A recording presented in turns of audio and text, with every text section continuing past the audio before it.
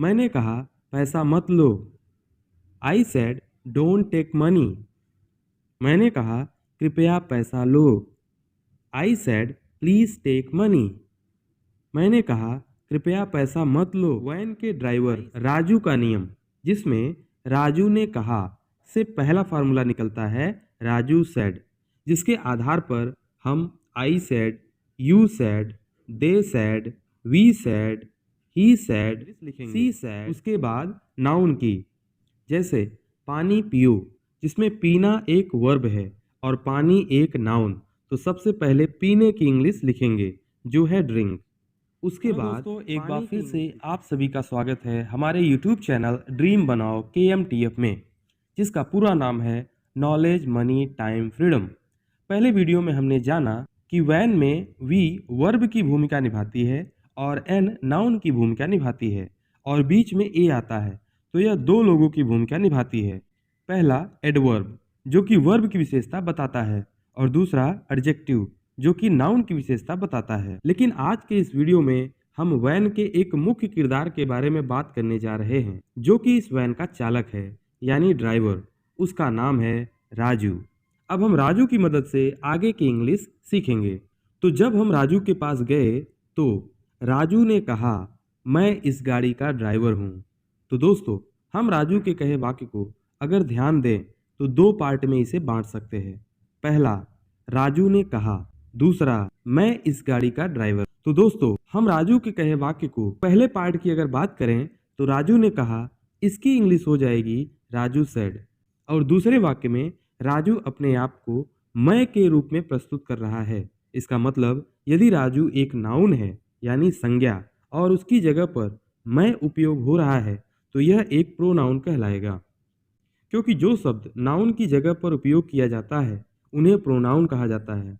और यहाँ पर आई एक प्रोनाउन है जिसे ग्रामर में पर्सनल प्रोनाउन कहा जाता है। आई के अलावा और भी पर्सनल प्रोनाउन होते हैं, जैसे आई यानी मैं, यू यानी तुम, वी यानी हम लोग, दे यानी वे लोग, ही यानी वह, और इसे केवल पुरुषों के लिए उपयोग किया जाता है।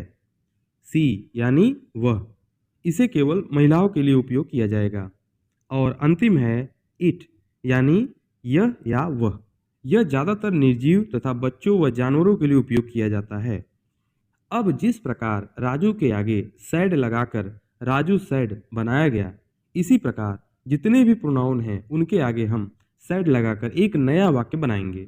जैसे आई सैड, इसका हिंदी हो जाएगा मैंने कहा। दूसरा, यू सैड, इसका हिंदी हो जाएगा तुमने कहा। तीसरा, वी सैड, इसका हिंदी होगा हमने कहा या हम लोगों ने कहा। चौथा, दे सैड, इसका हिंदी हो जाएगा उन्होंने कहा या उन लोगों ने कहा।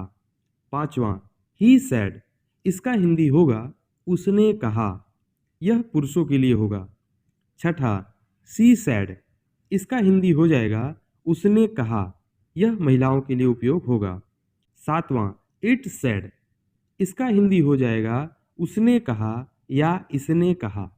दोस्तों इससे पहले कि हम आगे बढ़ें, राजू के नाम से भी इंग्लिश सीखने की कोशिश करते हैं। राजू के नाम में 4 अल्फ़ाबेट हैं, RAJU, जो हमें 4 प्रकार के सेंटेंस बनाने में मदद करते हैं।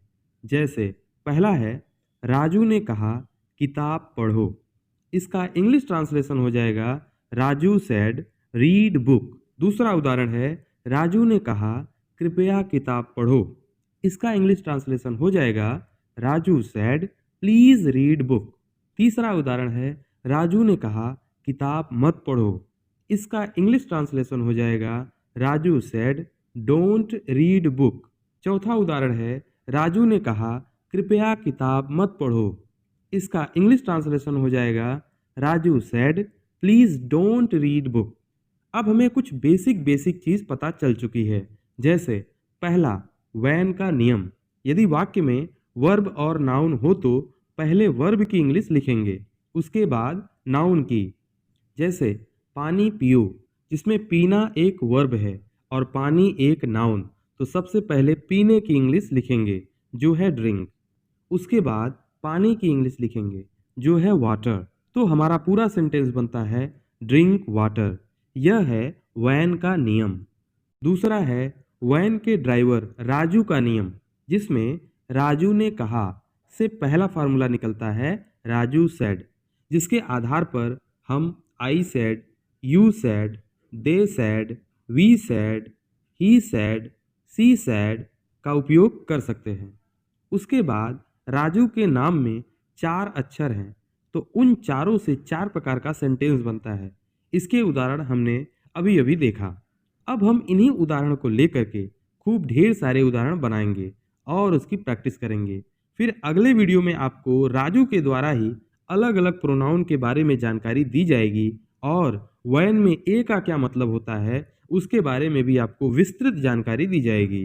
तो चलिए कुछ अच्छे अच्छे उदाहरण हम लेते हैं और ज़्यादातर उदाहरण आपको स्वयं बनाना होगा, क्योंकि इंग्लिश स्पीकिंग का एक बहुत ही बेसिक सिद्धांत है, जितना ज़्यादा आप प्रैक्टिस करते हैं उतनी ज़्यादा शुद्धता और बोलने में प्रखरता आती जाती है। तो चलिए कुछ उदाहरण देखते हैं। राजू ने कहा दरवाज़ा खोलो। Raju said open door. Raju ने कहा कृपया दरवाज़ा खोलो। Raju said please open door. Raju ने कहा दरवाज़ा मत खोलो। Raju said don't open door. Raju ने कहा कृपया दरवाज़ा मत खोलो। Raju said please don't open door. मैंने कहा पैसा लो। I said take money. मैंने कहा पैसा मत लो। I said don't take money. मैंने कहा कृपया पैसा लो। I said please take money. मैंने कहा कृपया पैसा मत लो। I said please don't take money. उसने कहा बाजार जाओ।